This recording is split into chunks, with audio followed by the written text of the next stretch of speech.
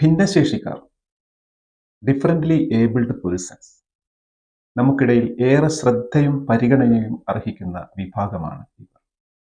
വിഭിന്ന മേഖലകളിൽ വ്യത്യസ്ത കഴിവിനുടമകളാണ് ഇവർ.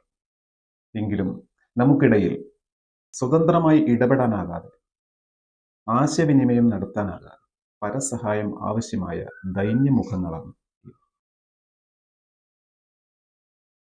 ശാരീരികമോ മാനസികമോ ബുദ്ധിപരമോ ഇന്ദ്രിയ സംബന്ധിയായോ വൈകാരികമായോ പോഷണ സംബന്ധിയായോ വികസനപരമായോ ആയ ഹാനികൾ, അവയുടെ കൂടിച്ചേരലുകൾ വ്യക്തികൾക്കോ സമൂഹത്തിനോ സൃഷ്ടിക്കുന്ന പ്രശ്നങ്ങളുടെ പരിണിത ഫലമാണ് ഭിന്നശേഷി എന്ന് പറയാം. ശേഷിക്കുറവ്, ഡിസബിലിറ്റി എന്ന അവസ്ഥയെ ധനാത്മകമായി കാണാൻ ശ്രമിക്കുമ്പോഴാണ് ഭിന്നശേഷി അഥവാ ഡിഫറൻ്റ്ലി ഏബിൾഡ് എന്ന ആശയം ഉണ്ടാകുന്നത്. വൈകല്യം, ശേഷിക്കുറവ്, പരിമിത ശേഷി എന്നൊക്കെ പറയാറുണ്ടെങ്കിലും പലപ്പോഴും അവ ഇകഴ്ത്തലുകളായിട്ടാണ് കരുതപ്പെടുന്നത്. ഡിസബിലിറ്റി എന്നല്ല, ഡിഫറൻ്റ്ലി ഏബിൾഡ് എന്നതാണ് ശരിയായ പദം. ഏലംകുളം പഞ്ചായത്തിലെ ചെറുകരയിൽ പ്രവർത്തിക്കുന്ന ബഡ്സ് സ്കൂളിലെ കാഴ്ചകളാണിന്ന്. മലപ്പുറം ജില്ലയിലെ വിരമിച്ച അധ്യാപകരുടെ കൂട്ടായ്മയായ ഷെൽട്ടർ ഇവിടുത്തെ കുട്ടികൾക്കായി ഒരുക്കുന്ന സൗകര്യങ്ങളുടെ ഭാഗമായി സംഘടിപ്പിച്ച പരിപാടികളുടെ കാഴ്ചകളിലേക്ക്. ചെറുകര റെയിൽവേ ഗേറ്റിൽ നിന്ന് അലിഗഡ് റോഡിലൂടെ ഏകദേശം 1 കിലോമീറ്റർ പോയാൽ ബഡ്സ് സ്കൂളിലെത്താം.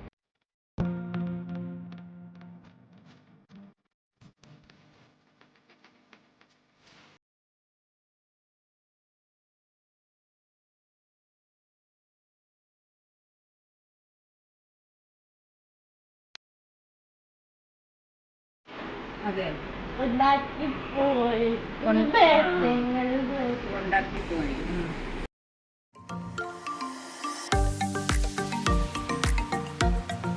ഇപ്പോൾ നമ്മുടെ സ്കൂൾ തുടങ്ങിയിട്ടേ വളരെ കുറച്ച് നാലിലായിട്ടുള്ളൂ. പഞ്ചായത്തിൽ ഏറെക്കുറെ 100-100 ചില്ലാനം കുട്ടികളുണ്ട് ഈ അവസ്ഥയിലുള്ള കുട്ടികൾ. അപ്പോൾ ഇപ്പോൾ രജിസ്ട്രേഷൻ കഴിഞ്ഞൊരു 10-38 കുട്ടികളും രജിസ്റ്റർ കഴിഞ്ഞിട്ടുണ്ട്. സ്ഥിരമായിട്ട് സ്കൂളിലേക്ക് ചില ദിവസം വളരെ കുറവാണ്, എന്നാലും ഒരു 5, 8, 10, 2 അങ്ങനെ ഒരു ഇതിലിങ്ങനെ പോവുകയാണ്. നമുക്ക് കുറച്ചും കൂടിയൊക്കെ മെച്ചപ്പെടാനുണ്ട്. എന്തായാലും സ്കൂളിൻ്റെ ഒരു വലിയൊരു പോരായ്മ എന്നാണ് വാഹനത്തിൻ്റെ ഒരു പ്രശ്നമുണ്ട്. അതിൻ്റെ ഭാഗത്ത് നിന്ന് PTA പ്രസിഡന്റ് നൽകി എന്നാൽ പറ്റുന്ന എല്ലാവിധ സഹായങ്ങളും അതേമാതിരി തന്നെ ഈ മക്കൾക്ക് വേണ്ടി എന്ത് വേണമെങ്കിലും എന്നെ കൊണ്ട് പറ്റുന്നൊക്കെ ചെയ്യാൻ ഞാനും മുന്നിട്ടിറങ്ങി. 2024 ജൂൺ മാസം നമ്മൾ പ്രവർത്തനം ആരംഭിച്ചെങ്കിൽ കൂടി നമുക്ക് ചില സാങ്കേതിക ബുദ്ധിമുട്ടുകളും അതുപോലെ വാഹന തടസ്സങ്ങളും ഒക്കെ നിലവിലുണ്ട്. എന്നിരുന്നാലും നമ്മുടെ പഞ്ചായത്ത് നല്ല രീതിയിൽ തന്നെ നമ്മുടെ ഓരോ പ്രവർത്തനങ്ങളും ഏറ്റെടുക്കുകയും നല്ലപോലെ സഹകരിക്കുകയും ആവശ്യമായ സഹായ സഹകരണങ്ങൾ ചെയ്തു തരികയും ചെയ്യുന്നുണ്ട്. അത്യാവശ്യമായി നമുക്ക് ആവശ്യമുള്ളത് നമുക്കൊരു വാഹനമാണ്. വാഹനം വന്നു തുടങ്ങിയാൽ നമ്മുടെ ഏലംകുളം പഞ്ചായത്തിൻ്റെ വിവിധ കോണുകളിൽ അടച്ചിട്ടപ്പെട്ട നമ്മുടെ എല്ലാ മക്കളെയും എത്തിക്കാൻ പറ്റുമെന്നാണ് പ്രതീക്ഷിക്കുന്നത്. ഇവിടെ എപ്പോഴും ഓരോ പ്രതിബന്ധങ്ങൾ വന്നുകൊണ്ടിരിക്കുക, പ്രതിസന്ധികൾ അല്ലേ. പ്രതിസന്ധി എന്ന് പറഞ്ഞു കഴിഞ്ഞാൽ നമ്മൾക്ക് സുനാമി തൊട്ട് തുടങ്ങിയിരിക്കണം അല്ലേ. സുനാമി, പിന്നെ വെള്ളപ്പൊക്കം, പിന്നെ എല്ലാ പ്രവർത്തനങ്ങളിലും നമുക്ക് ഒരു കോവിഡാണ് നമ്മളെ തളർത്തിയത്. അതെല്ലാം നമുക്ക് തരണം ചെയ്യാൻ കഴിയുന്നത് എന്തുകൊണ്ടാണ്? നമ്മളുടെ എല്ലാവരുടെയും ഒരു കൂട്ടായ്മയിലൂടെയാണ്. നമുക്ക് പല ബുദ്ധിമുട്ടുകളും വീടുകളുണ്ടാവും. കാരണം ഈ കുട്ടികളെ മാത്രം നോക്കിയാൽ പോരാ, അവരുടെ ഒപ്പമുള്ള കുട്ടികളെ സ്കൂളിലേക്ക് പറഞ്ഞയക്കേണ്ടി വരും. അവരെ വേറെ ആരെങ്കിലും വീട്ടുകളുണ്ടെങ്കിൽ അവരെ നോക്കേണ്ടി വരും, ഒക്കെ ഉണ്ടാവും. പക്ഷെ നമ്മൾ ഈ കുട്ടികളെ പ്രത്യേകം പരിഗണിച്ച് നിങ്ങൾ കുറച്ച് ബുദ്ധിമുട്ടിയിട്ടാണെങ്കിലും ദിവസവും ഈ സ്കൂളിലേക്ക് എത്തിക്കുക എന്നതാണ് ഞങ്ങളുടെ ലക്ഷ്യം. അതിനുവേണ്ടി ഞങ്ങൾക്ക് എന്തെങ്കിലും നിങ്ങൾക്ക് സഹായം ചെയ്യാൻ പറ്റിയെങ്കിൽ ഞങ്ങൾ അത് ചെയ്തിരിക്കും. നമ്മൾ ഈ സമൂഹത്തിനെ ഒന്നിച്ചു നിർത്താനും ഈ വിദ്യാർത്ഥികളെ ഉയർത്തിക്കൊണ്ടുവരാനും ഞങ്ങളാൽ കഴിവതും ചെയ്യുമെന്ന് ഇവിടെ ഉറപ്പ് നൽകുകയാണ്. ഇവിടെ ഈ കുട്ടികളെ നമുക്കൊന്ന് പരിചയപ്പെടാനും, ഇങ്ങനെയുള്ള ഈ കുട്ടികളുടെ അമ്മമാര് വളരെ ത്യാഗികളാണ്. അവർക്ക് ഈ കുട്ടികളെ മുന്നോട്ട് കൊണ്ടുപോകണമെങ്കിൽ നല്ല പ്രയാസമുണ്ട്.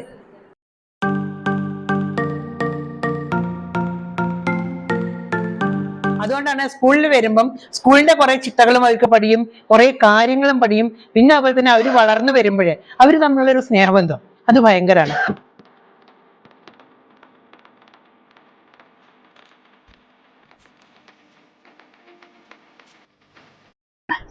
സാധാരണ നമ്മളൊരു സ്കൂളിൽ പോകുമ്പോൾ നമ്മുടെ കുട്ടിയെ വേണ്ടത്ര ശ്രദ്ധിക്കാനും അവന്റെ കഴിവുകളെ പരിപോഷിക്കാനുള്ള സാഹചര്യം ഉണ്ടാവില്ല. അപ്പോൾ ഒരു പരിധി വരെ നമ്മളുടെ കുട്ടികൾ ഈ ബഡ്സ് സ്കൂളിലാവുമ്പോൾ അതിനനുസരിച്ച് സ്പോർട്സ്, ആർട്സ് എല്ലാ വിഭാഗത്തിലും അവർ പങ്കെടുപ്പിക്കും.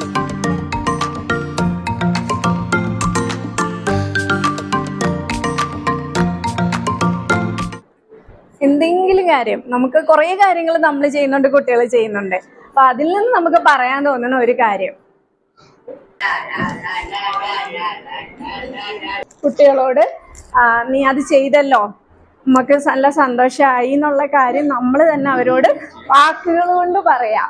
നമ്മൾ ചിരിക്കുക, സന്തോഷം പ്രകടിപ്പിക്കുക ഒക്കെ ചെയ്യുമെങ്കിലും നമ്മളത് വാക്കുകളിലൂടെ പറയുമ്പോൾ അവർക്ക് അതിൻ്റെ ആ ഒരു പോസിറ്റീവ് എനർജി ശരിക്കും പകർന്നു കിട്ടും.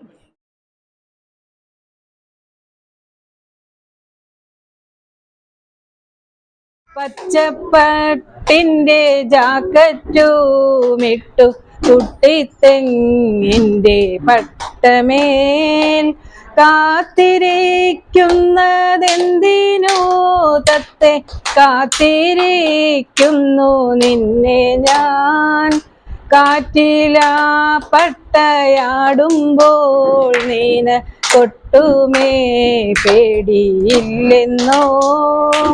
നെന്മണി വേണോ ചോറു വേണമോ എന്നോടൊന്നിച്ചു വന്നാലും, പാലു ഞാനേകാം പഞ്ചാര ചേർത്തു വേണമോ പഴം തത്തേവാ.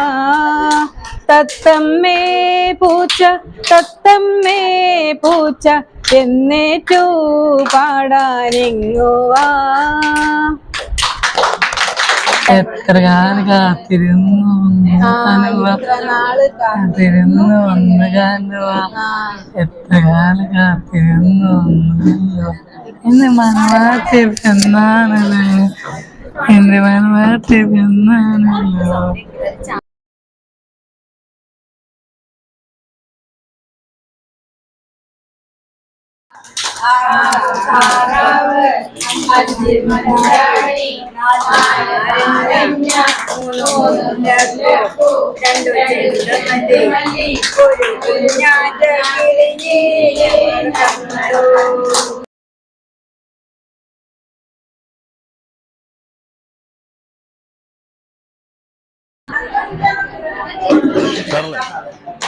നമ്മുടെ ഈ ഒരു ആഘോഷത്തിലേക്ക് അധ്യക്ഷ സ്ഥാനം വഹിക്കുന്നതിനായി വൈസ് പ്രസിഡന്റ് അനിത കൊള്ളത്ത് അവരെ സ്വാഗതം ചെയ്യുന്നു. കുട്ടികൾ സാധാരണ കുട്ടികളെ പോലെ അല്ല. ഷെൽട്ടറിനെ സംബന്ധിച്ച് കുറച്ച് കാലങ്ങളായിട്ട് ഇത്തരത്തിലുള്ള നല്ല പ്രവൃത്തികൾ ഏറ്റെടുത്ത് നടക്കുന്ന ഒരു വലിയ ഒരു കൂട്ടം അധ്യാപക സംഘടനയാണ് എന്നാണ് ഞാൻ മനസ്സിലാക്കിയിട്ടുള്ളത്. ഈ ബഡ്സ് സ്കൂളിൻ്റെ സാധ്യതയും അതേമാതിരി തന്നെ ഇവിടുത്തെ കുട്ടികളെ കുറിച്ചൊക്കെ തന്നെ നമുക്കെല്ലാവർക്കും കൃത്യമായി അറിയാവുന്നതാണ്. 2018-19 കാലഘട്ടത്തിൽ ഏകദേശം 200ഓളം ബഡ്സ് സ്കൂളുകൾ സംസ്ഥാന സർക്കാർ അനുവദിച്ചതിൻ്റെ ഭാഗമായാണ് ഇവിടെ നമ്മളെ ഗ്രാമപഞ്ചായത്തിനും അതിലൊരു ബഡ്സ് സ്കൂള് അനുവദിച്ച് കിട്ടിയിട്ടുള്ളത്. അതിനുശേഷം നിരന്തരമായ ബിൽഡിംഗ് കയറ്റി, അതുമാതിരി തന്നെ അതിന് ഭാവി അതിൻ്റെ പ്രവർത്തനങ്ങളുമായിട്ട് കുറച്ച് കാലങ്ങളായിട്ട് ഇതിന് മുന്നേ വന്ന ഭരണസമിതി, അതുമാതിരി തന്നെ ഇപ്പൊ ഞങ്ങളൊക്കെ ഇരിക്കുന്ന ഭരണസമിതിയൊക്കെ തന്നെ ഇതിന്റെ നിരന്തരമായ ശ്രമത്തിന്റെ ഫലമായാണ് ഇത്തരത്തിലൊരു ബിൽഡിംഗ് നമുക്കായി കിട്ടിയിട്ടുള്ളത്. അതിന് മുൻ ഭരണസമിതി അതിൽ നല്ല ഇനിഷ്യേറ്റീവ് എടുത്തിട്ടുണ്ട്. അതേമാതിരി തന്നെ അതിന്റെ മുൻപുള്ള ഭരണസമിതി ഇതിന്റെ ഒരു സ്ട്രക്ചർ എന്നുള്ള നിലയ്ക്ക് ഈ കാര്യങ്ങളൊക്കെ നിർവഹിച്ചിട്ടുണ്ട്. എന്തായാലും നമ്മളെ ഇപ്പോഴത്തെ ഒരു അവസ്ഥ ചെറിയൊരു പോരായ്മകളുണ്ട് എന്നുള്ളത് നമ്മളൊക്കെ തന്നെ ഞങ്ങൾ ഈ 16 ഭരണസമിതി അംഗങ്ങളും ഗ്രാമപഞ്ചായത്തിന്റെ കഴിഞ്ഞ കാലങ്ങളിലൊക്കെ തന്നെ കൃത്യമായി വിലയിരുത്തിയിട്ടുണ്ട്. അതിന്റെ ഭാഗമായിട്ട് എന്താ വെച്ചാൽ ഈ പ്രാവശ്യം നമുക്ക് എന്താ വെച്ചാൽ കുറച്ച് ഫണ്ടുകളൊക്കെ വെച്ചിട്ടുണ്ട്. ഇതിന്റെ ആവർത്തന ചെലവ് എന്നുള്ള നിലയ്ക്ക് 5 ലക്ഷം രൂപ ഇപ്പോൾ നമ്മൾ വെച്ചിട്ടുണ്ട്. അതിന്റെ അഡീഷണൽ ആയിട്ട് നമുക്ക് എന്താ വെച്ചാൽ കുറച്ചുകൂടി ഇവിടുത്തെ പല പ്രയാസങ്ങളും ടീച്ചർ ഇടക്കിടക്ക് വിളിച്ചു പറയാറുണ്ട്. ഒരു കാര്യം ഞാൻ ഈ ഭരണസമിതി എന്നുള്ള എനിക്ക് ഉറപ്പ് നൽകുകയാണ്, ഇതിലൊന്നും പെടാതെ 3.5 ലക്ഷം രൂപ ഇവിടുത്തെ ഫുള്ള് ഫർണിച്ചർ ചെയ്യുന്നതിന് വേണ്ടി ഈ യോഗത്തിൽ കൃത്യമായിട്ട് ഞാൻ പറയുകയാണ്. ഈ റിവിഷനിൽ നമ്മൾ ഈ 3.5 ലക്ഷം രൂപ വെക്കും. അതിനുശേഷം ഇവിടുത്തെ പ്രാഥമികമായിട്ടുള്ള ആവശ്യങ്ങളായ നമ്മളെ സ്കൂളിലെ കുട്ടികൾക്ക് ആവശ്യമായ മുഴുവൻ ഫർണിച്ചറുകളും, അതേമാതിരി തന്നെ കമ്പ്യൂട്ടർ, അതേമാതിരി തന്നെ ടീച്ചർക്ക് നമ്മളെ കുട്ടികളൊക്കെ എന്താ വെച്ചാൽ ഡാറ്റ രേഖപ്പെടുത്തുന്നതിനൊക്കെ ഉള്ള പ്രയാസമുണ്ട്. ഇത്തരത്തിലുള്ള ബുക്കൊന്നും പോരാ. എന്താ വെച്ചാൽ നമ്മളെ കാലത്തിനനുസരിച്ച് നമ്മൾ മാറ്റം വരുത്തേണ്ടതുണ്ട്. അതിനുള്ള കമ്പ്യൂട്ടർ എല്ലാം കൂടി ഈ നമ്മളെ ഈ റിവിഷനിൽ 3.5 ലക്ഷം രൂപ അനുവദിക്കും എന്ന സന്തോഷം നിങ്ങളെ ഈ യോഗത്തിൽ അറിയിക്കുകയാണ്. ഭിന്നശേഷി കലോത്സവത്തിന് സാധാരണയായി നമ്മൾ ഫണ്ട് വെക്കാറുണ്ട്. ഏകദേശം 75,000 രൂപയാണ് സംസ്ഥാന സർക്കാരിന്റെ ഗ്രാമപഞ്ചായത്തിന് അനുവദിക്കുന്നതിന് വേണ്ടി അനുമതി നൽകിയിട്ടുള്ളത്. ആ 75,000 രൂപ എന്തായാലും ഈ പ്രാവശ്യവുമുണ്ട്. അടുത്ത മാസം തന്നെ നമുക്ക് ഈ മഴ പോയതിനു ശേഷം തന്നെ ഭിന്നശേഷിയുടെ കലോത്സവം കൃത്യമായിട്ട് നടത്തുന്നതിന് വേണ്ടിയുള്ള ഒരു പ്രാഥമിക കമ്മിറ്റിയെ കൂടിയിട്ട് നമുക്ക് ചെയ്യാമെന്നാണ് എനിക്ക് പറയാനുള്ളത്.